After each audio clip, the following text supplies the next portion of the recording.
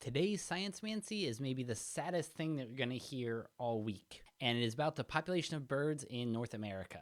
It comes from this article in Nautilus and focuses on the scientist Adam Smith. What he did was combine bird statistics in a deeper way than anyone ever had before. 13 different bird counts and millions of radar sweeps. He found that over the past 50 years, a third of the birds in North America had vanished. The reason it was so hard to know what was happening is that it's really hard to count birds. You have these citizen scientist projects and stuff like that, but there's no systematic way to do it, and there's tens of millions of birds to count, and they're constantly moving around. And so it took a combination of all of this radar imagery and satellite photos and citizen science to finally get a decent computation. So it was in May of 2019 that he was running these numbers for 529 different bird species, and it finally came down. He heard the chime of the final number, and it came out in the billions to be 2.913, as in almost 3 billion birds have disappeared from North America since the 70s. The hardest hit were grassland birds, down more than 50%, things like larks and beautiful singers.